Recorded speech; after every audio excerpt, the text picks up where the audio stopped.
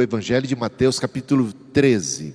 Coloquemos-nos em pé para a leitura desta primeira parábola, desta sessão de múltiplas parábolas de Jesus Cristo sobre o reino, e essa é a parábola de abertura, que é a parábola do semeador, que tem a ver com os 4 tipos de solo.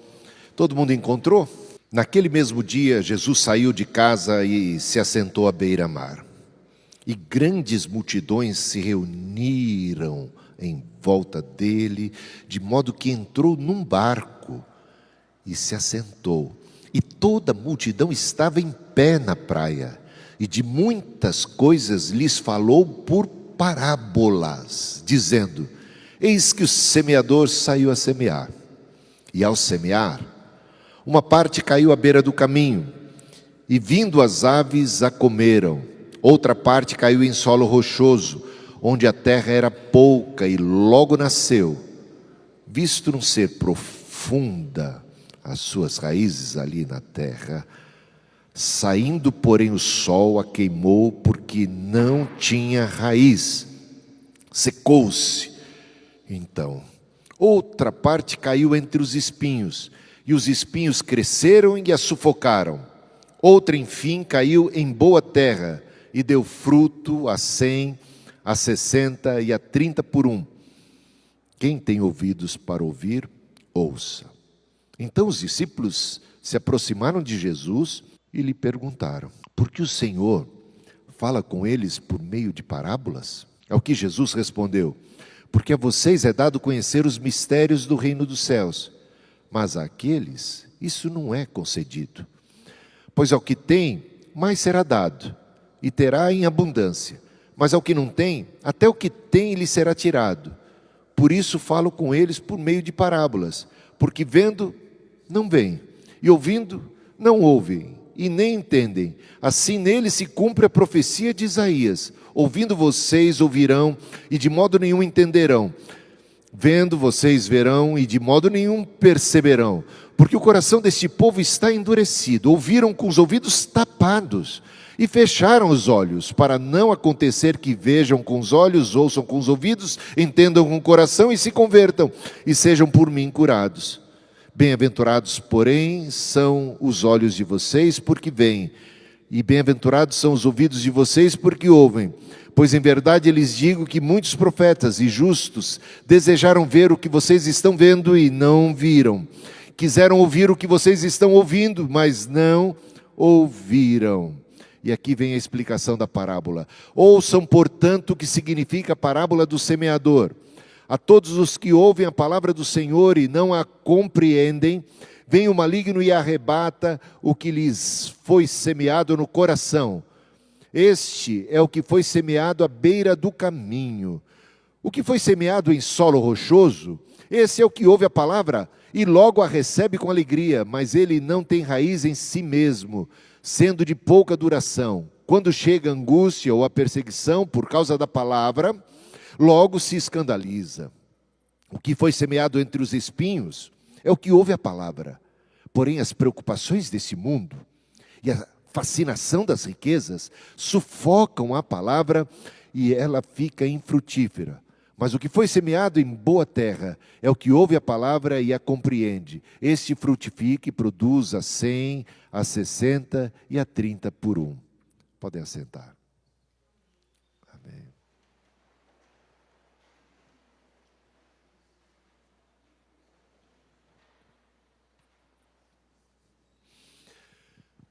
Vocês sabem o que significa parábolas, o que são as parábolas?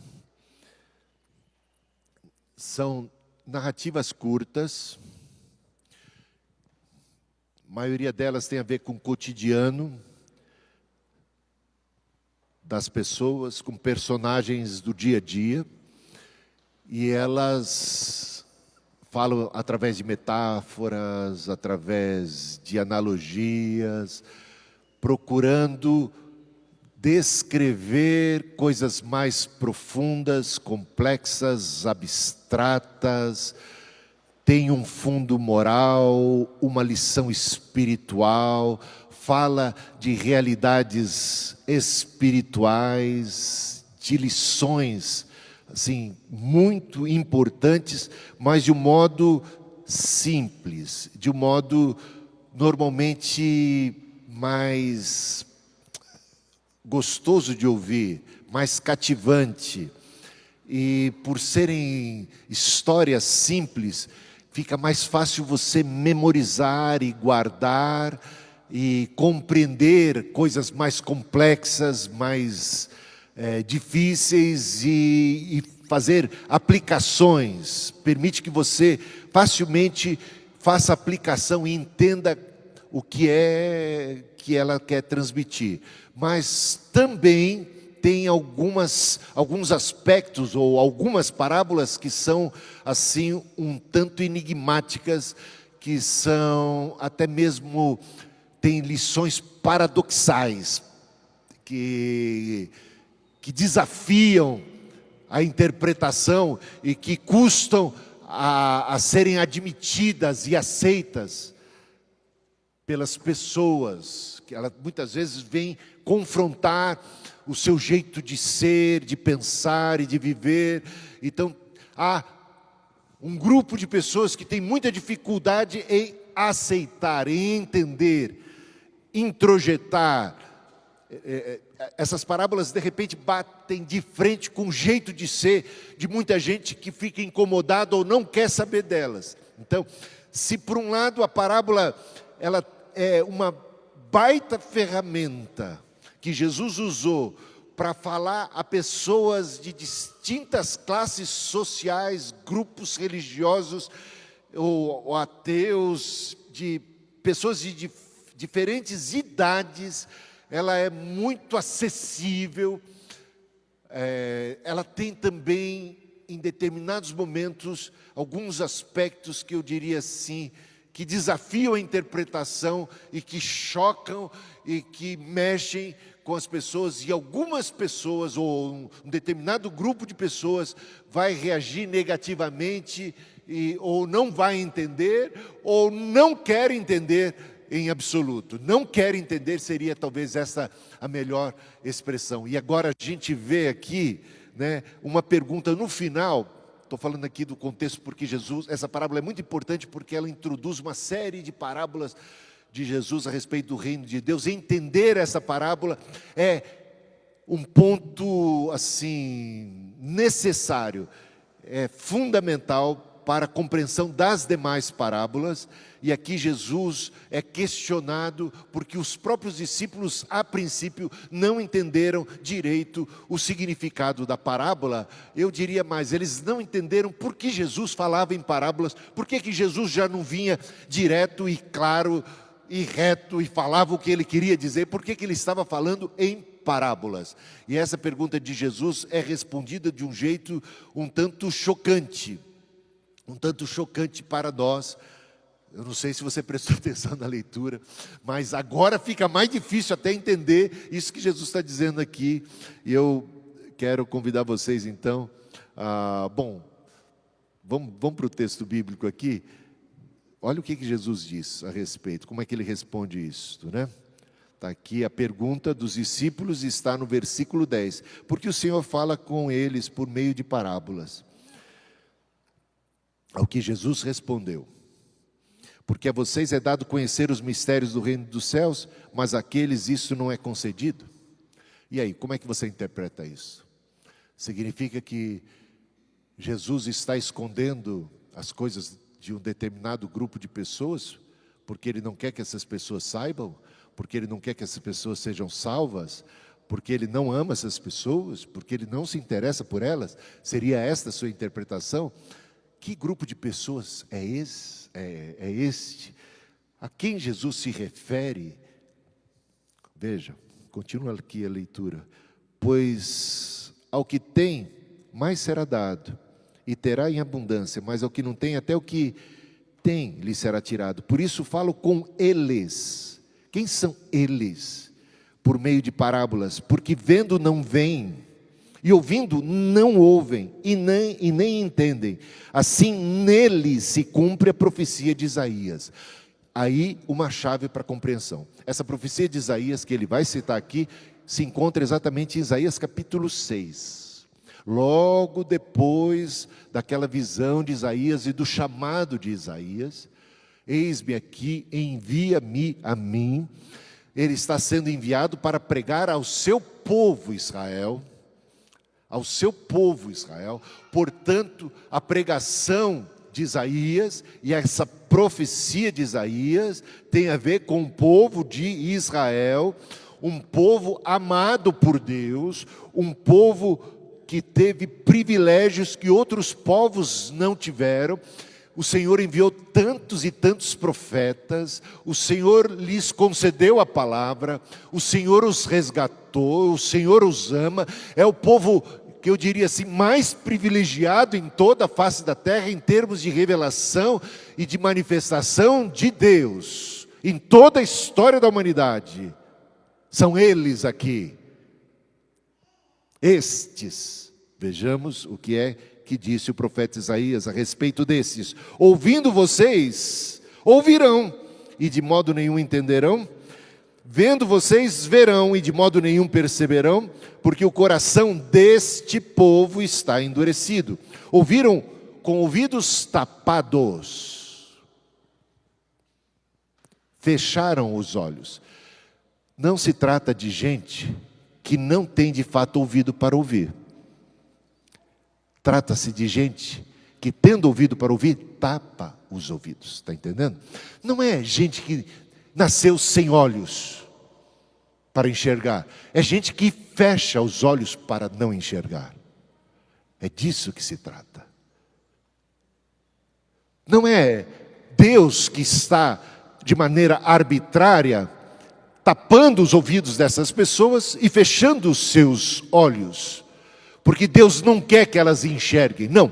É Deus sentenciando essas pessoas aquilo que elas mesmas decidiram, por conta própria, rejeitar, resistir à ação do Espírito Santo.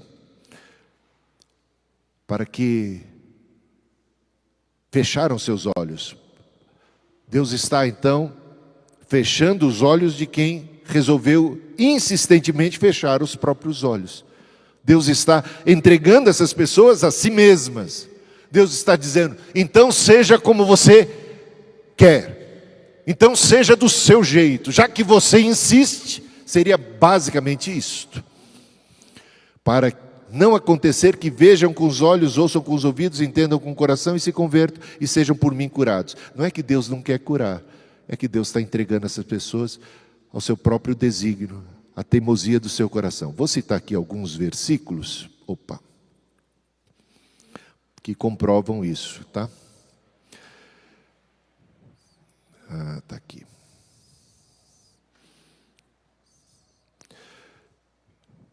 Se você abrir o texto de Atos, capítulo 7, versículo 51, temos ali uma pregação de Estevão. Ele está diante dos fariseus, do sumo sacerdote, todos com pedras em suas mãos. Ele está prestes a ser assassinado, porque ele crê em Jesus. Porque os fariseus e esses líderes religiosos rejeitaram Jesus e agora querem apedrejar e matar os seguidores de Jesus. São exatamente esses líderes religiosos que fecharam seus olhos e taparam seus ouvidos. E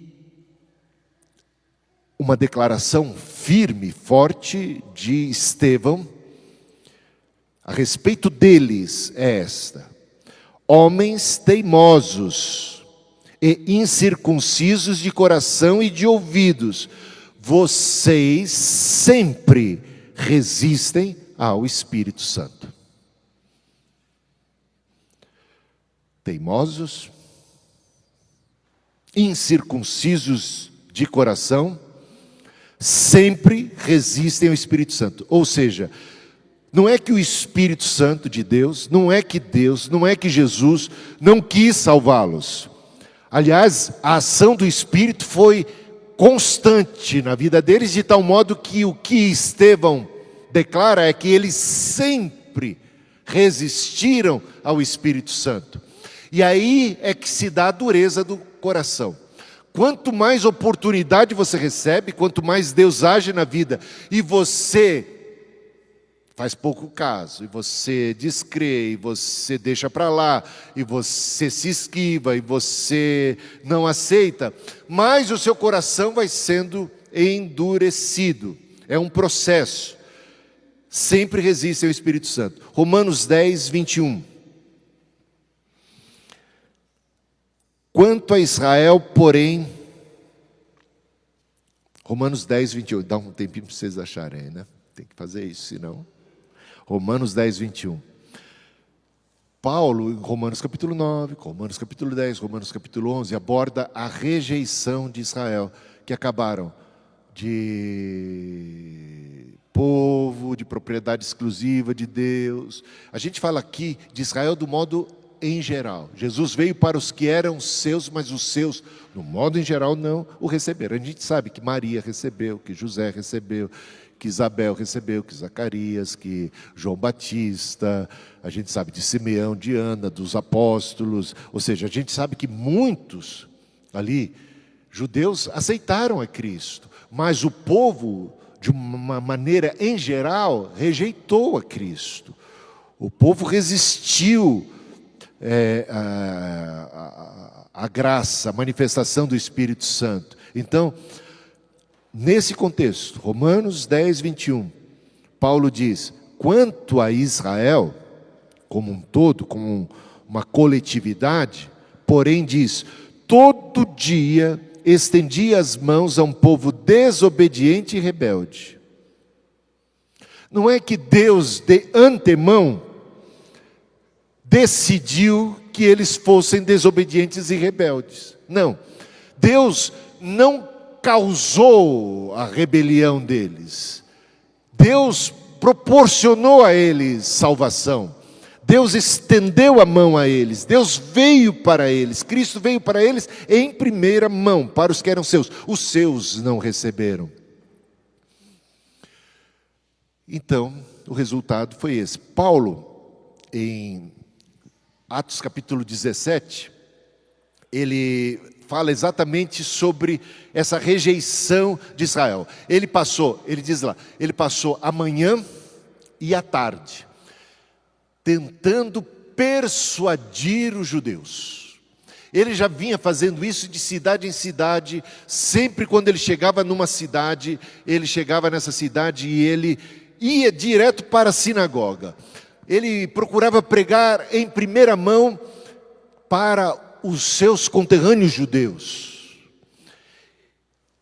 E ele até disse em Romanos capítulo 1, né? Porque não me envergonho do Evangelho, porque é o poder de Deus para a salvação de todo aquele que crê. Primeiramente do judeu, depois do gentio. Então ele estava seguindo isso. Cristo veio para os que eram seus em primeira mão, mas os seus não receberam. Paulo continuava procurando dar uma certa prioridade para os judeus na pregação, e chega no capítulo 10, ele está ali pregando para uma comunidade de judeus, passou a manhã e a tarde tentando persuadi-los, apenas alguns foram persuadidos. Olha o esforço de Paulo tentando persuadir aqueles. Se Paulo entendesse que eles não tinham a menor esperança de serem persuadidos, porque investiria uma manhã e uma tarde toda na tentativa. O resultado foi que a maioria deles rejeitou, e eles estavam virando as costas para a pregação de Paulo, para o apelo do Evangelho. E quando eles estão indo embora, Paulo diz, antes que vocês partam, eu quero dizer uma coisa para vocês. Vamos lá para o texto, que eu acho que é melhor. Deixa eu chegar aqui.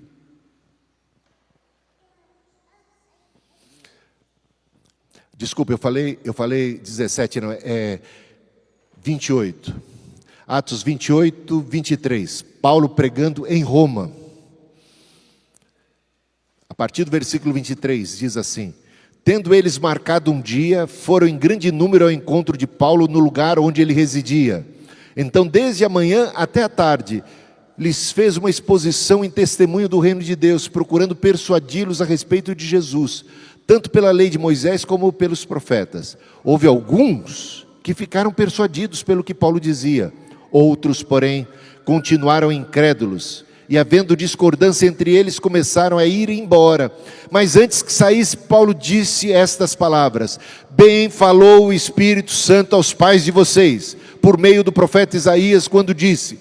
E aqui ele reproduz o mesmo texto de Jesus, que Jesus cita de Isaías, que é Isaías capítulo 6, a partir do versículo 9.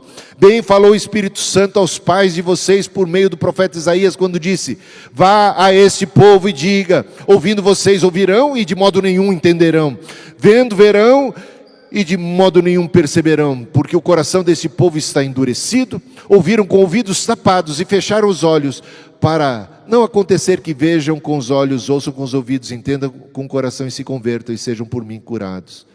E Paulo concluiu: portanto, fiquem sabendo que esta salvação que Deus oferece foi enviada aos gentios, e ele se deu então missão cumprida em relação aos judeus. Eu vou me voltar para os gentios, já que os judeus não querem e estão com o coração fechado. É disso que se trata. Então vamos à parábola agora? Voltemos para a parábola, né, que é... Então vocês já entenderam aqui o que significa... O que significa...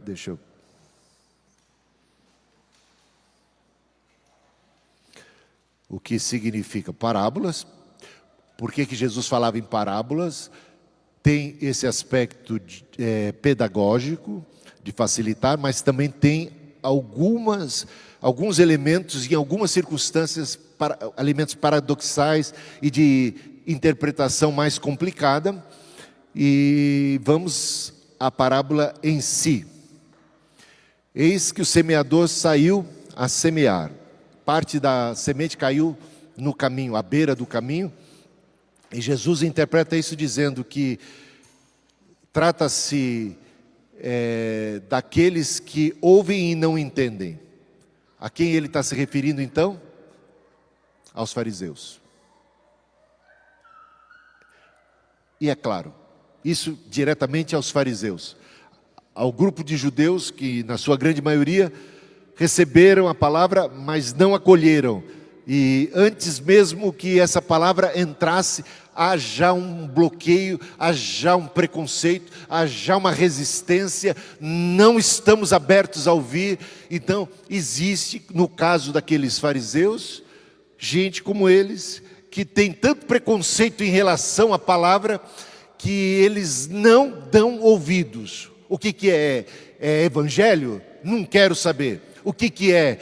É cristianismo? É Cristo? É coisa? Eu não quero. Há tanta aversão, há tanta resistência, há uma barreira, um muro, há um preconceito. Então o diabo já estabeleceu, já plantou na vida dessas pessoas, porque elas fecharam seus próprios olhos, taparam seus próprios ouvidos e se tornaram pessoas assim, que não dão atenção à palavra do Evangelho, que não querem saber, que fazem pouco caso. Portanto, a palavra não tem guarida nos seus corações.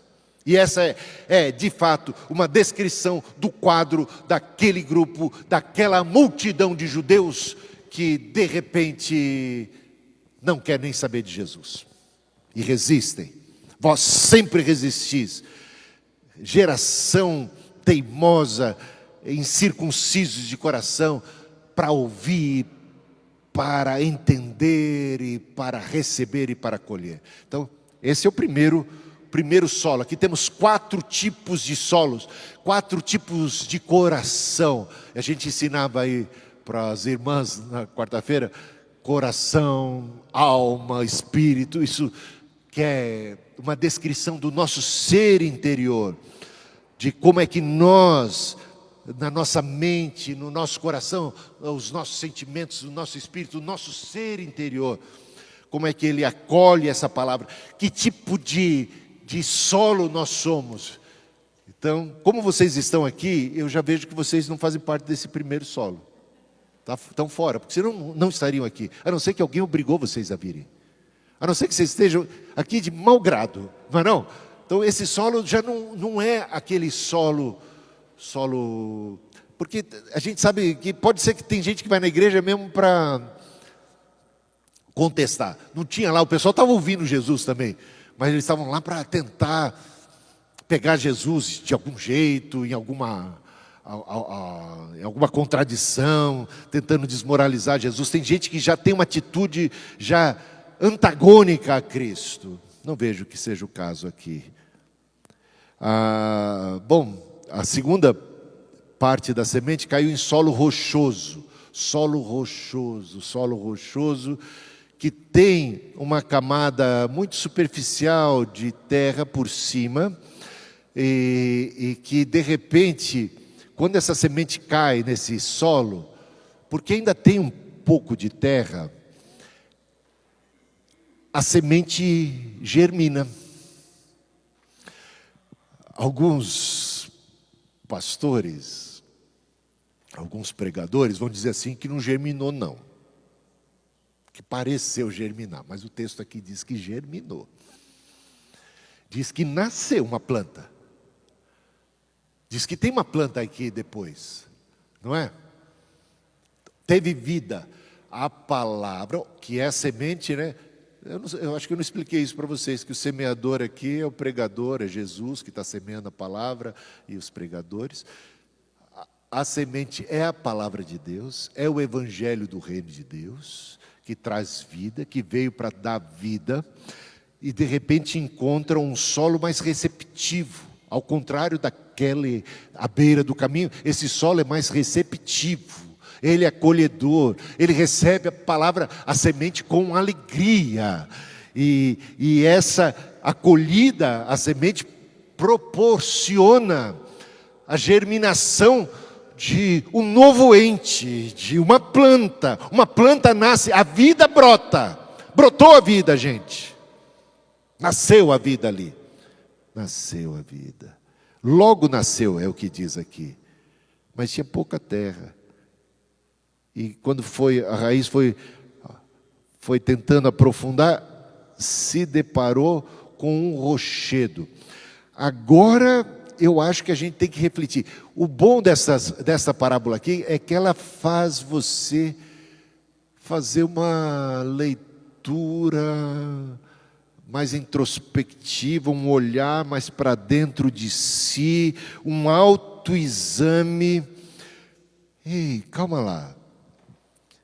Eu já recebi o evangelho, recebi com alegria, eu amo a Jesus, eu amo a palavra de Deus, eu tenho alegria, sim.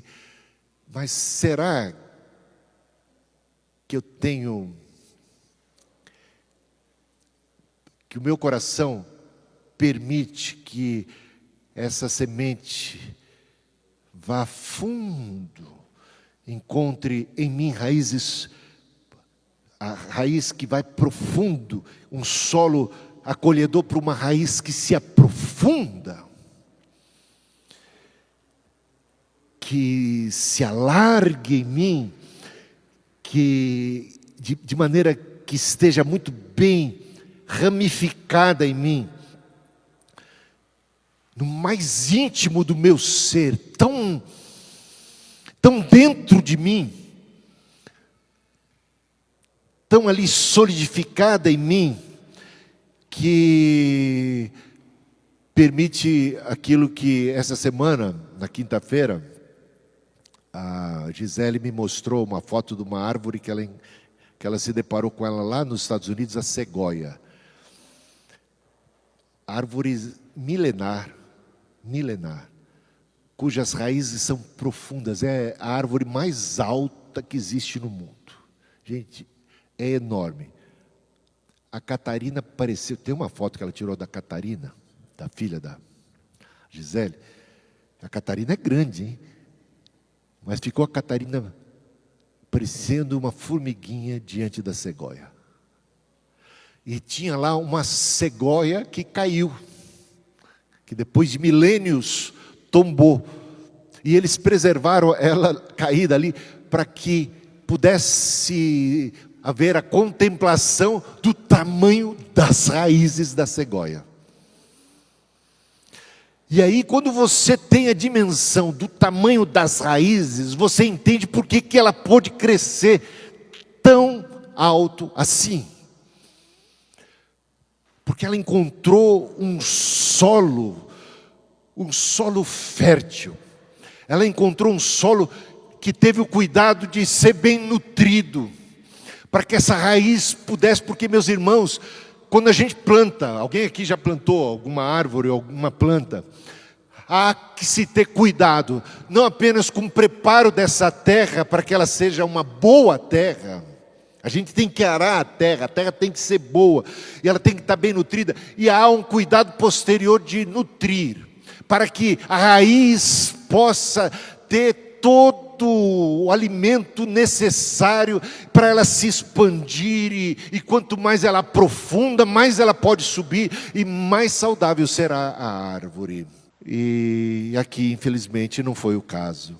Infelizmente, gente, quantas não são as pessoas que se tornam cristãs, e eu diria, não se trata aqui de uma falsa conversão.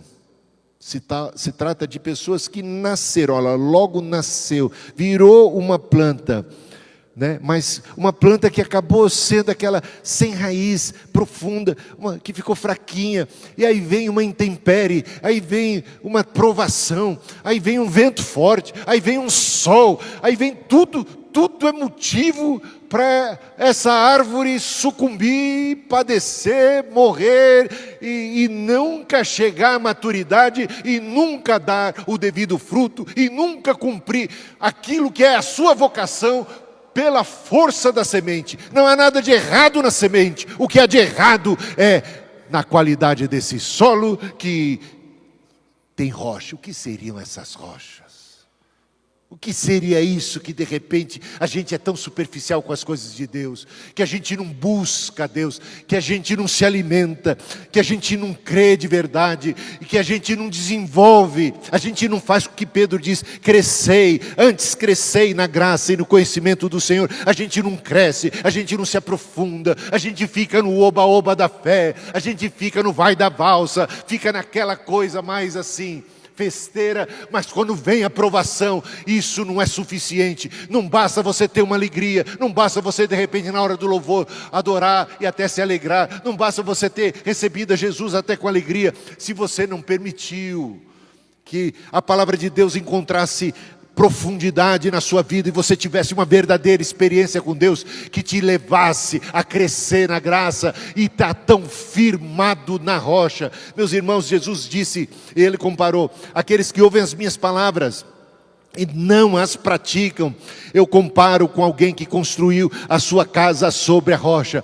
A casa vai ficar, não, sobre a areia, a casa vai ficar bonita, você olha por fora, muito bem, tudo muito lindo, mas quando vem o temporal, porque ela não tem alicerce, é uma outra maneira de dizer a mesma coisa, uma casa que não tem alicerce, ou cujo alicerce está sob um fundamento completamente frágil, então a intempérie, o temporal, vai a fazer essa casa ir abaixo. Mas a gente então percebe a obediência.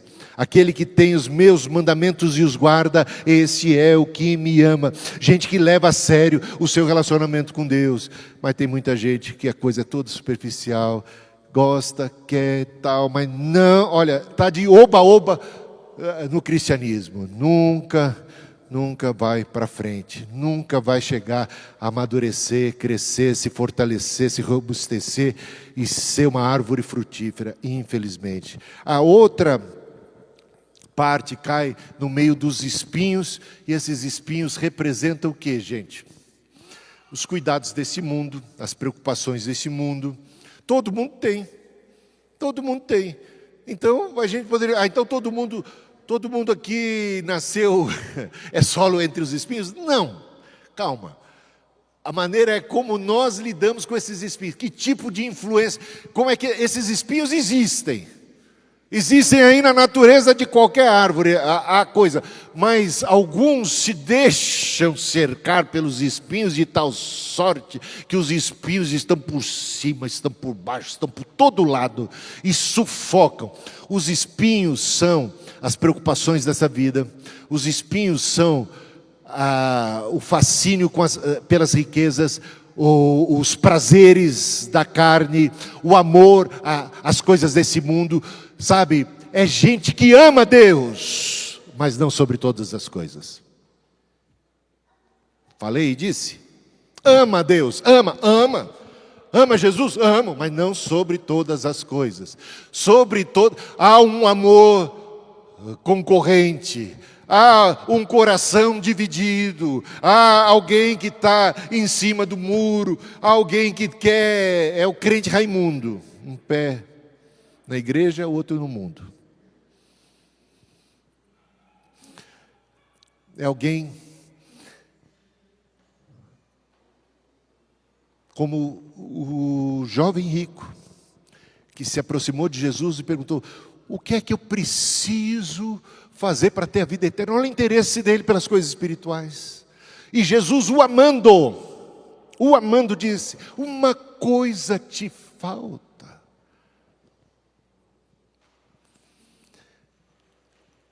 Você tem que amar Deus sobre todas as coisas. Eu vejo que o seu coração está nas riquezas. Então você precisa se divorciar das riquezas. Você não pode servir a dois senhores. Você não pode servir a Deus e as riquezas. Você não pode ter duas paixões. Você vai acabar desagradando, desapontando a uma delas. Você precisa se definir quem é a paixão da tua vida. Quem é o amor da tua existência, a quem você ama, a quem você segue, em quem você confia. E, infelizmente, ele, por amar as riquezas, se apartou de Jesus. Triste se retirou. Quanta gente que se converte de verdade, vira uma planta, é uma nova criatura, está crescendo, está se desenvolvendo, mas de repente os espinhos. João adverte aos crentes, em sua primeira epístola, o apóstolo João diz assim, olha, filhinhos, ele está se voltando para quem? Para quem é filhinho na fé, para quem é filho de Deus. Não ameis o mundo, nem as coisas que há no mundo. Porque o mundo passa, e com ele as suas concupiscências, mas aquele que faz a vontade de Deus permanece para sempre. E essa amizade com o mundo acaba sendo uma inimizade, um sinal de inimizade em relação a Deus. Você tem que se definir.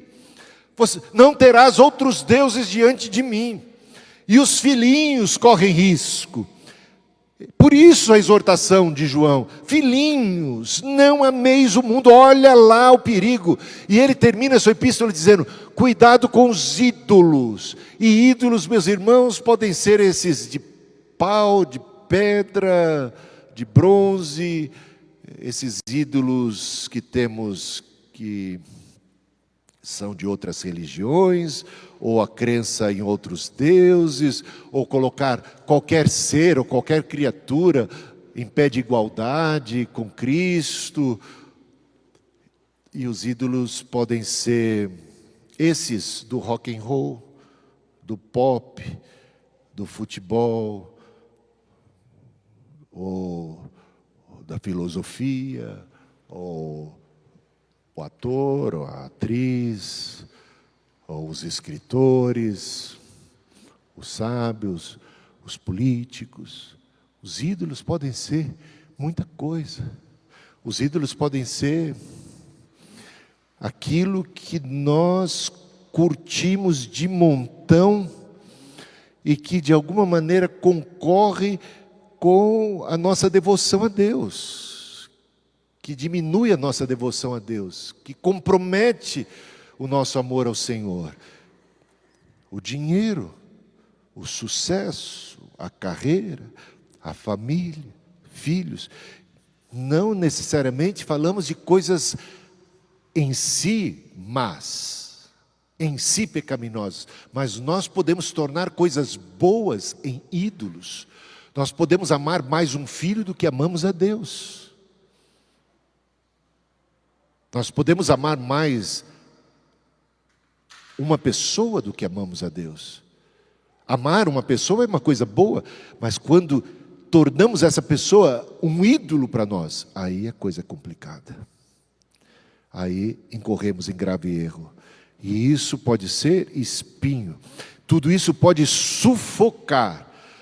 Tudo isso pode inibir que nós cheguemos à maturidade da árvore capaz de produzir os devidos frutos. E Jesus falou que se um ramo, uma outra analogia, né? Colocando agora a gente não em termos de árvore, mas agora em termos de ramo. Um ramo que estando nele, por acaso, não produzir o devido fruto, esse ramo é cortado e lançado fora. É um ramo que está em Jesus. Está em Jesus. Recebe a seiva, recebe os nutrientes, recebe toda a vida da semente, a vida que há no tronco, a vida que vem dessa raiz, mas não produz o devido fruto, é cortado, vem a morrer, vem a padecer. E os espinhos a cercaram e a sufocaram. Agora existe uma quarta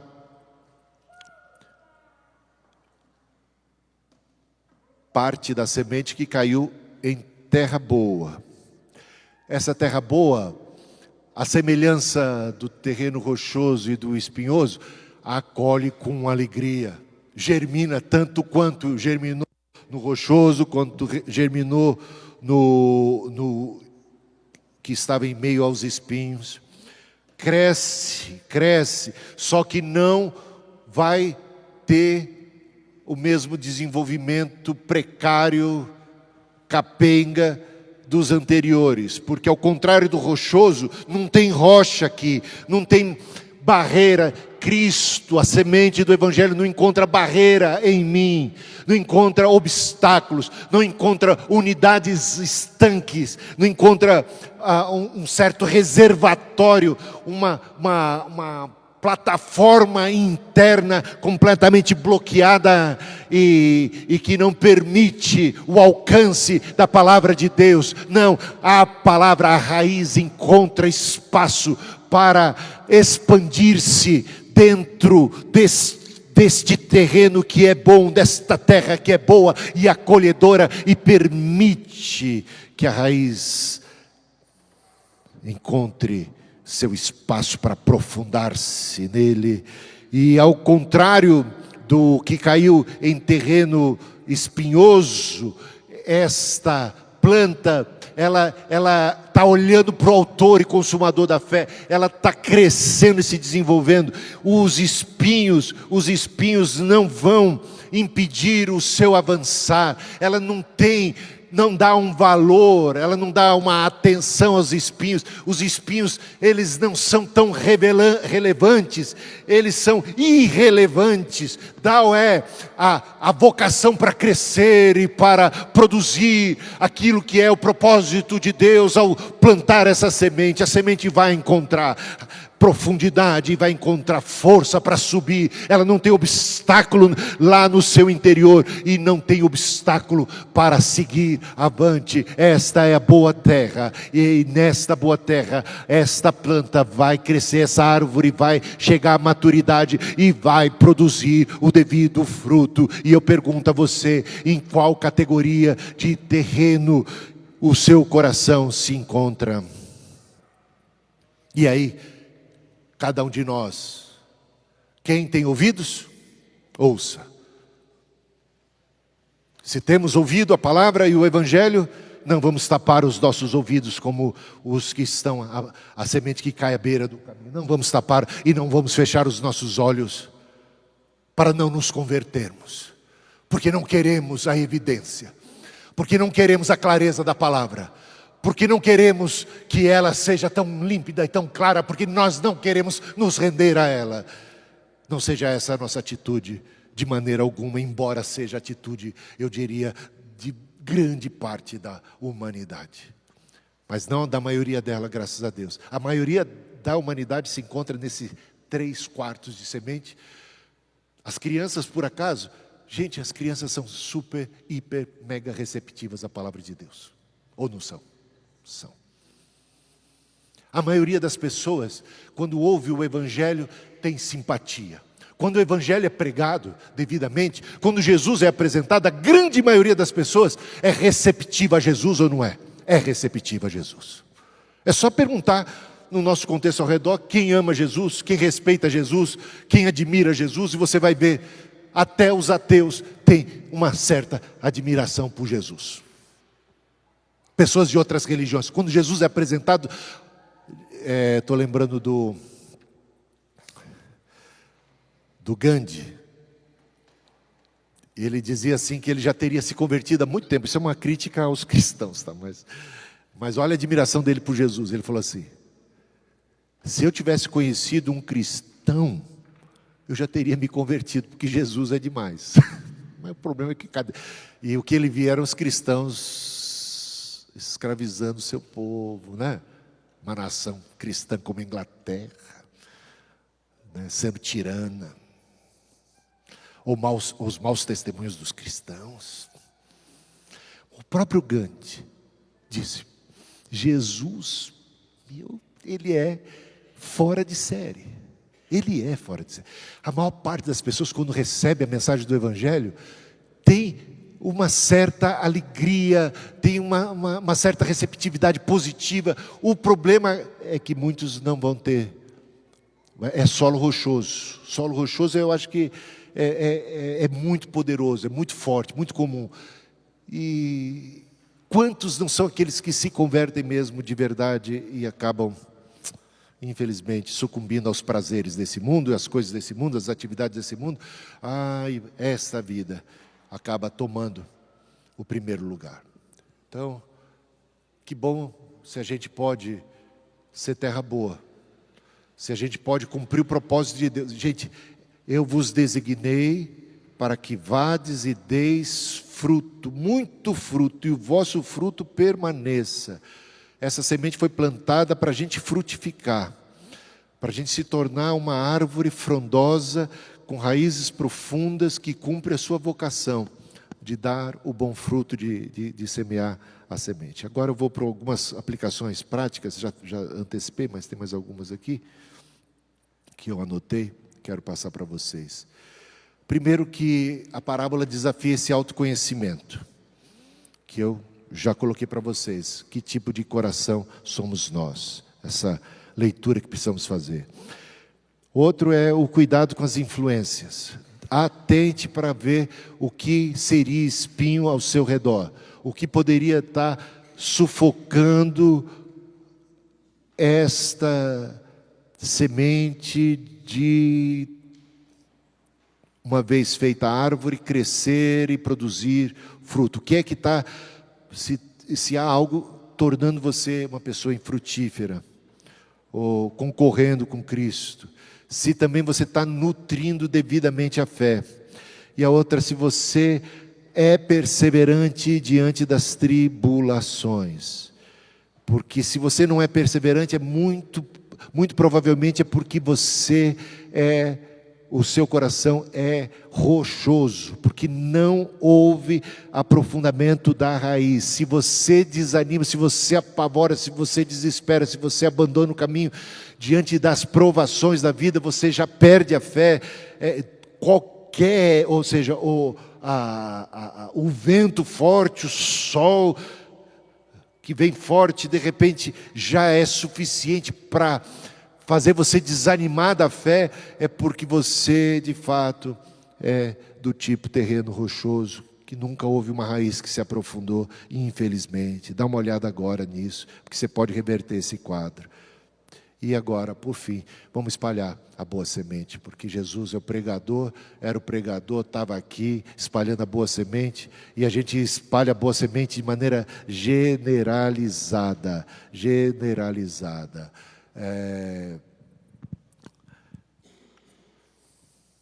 Ninguém nasceu com o coração fechado, duro.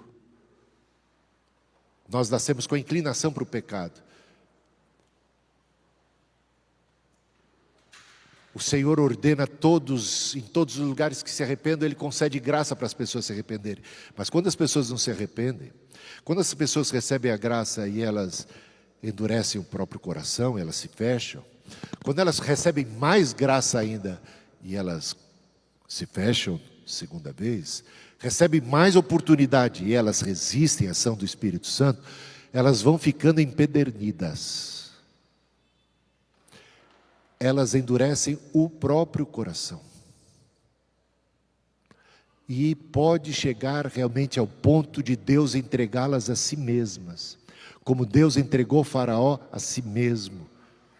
Deus consolida aquele processo de autoendurecimento dos corações, Ele diz, então, torne-se então duro, seja como você quer.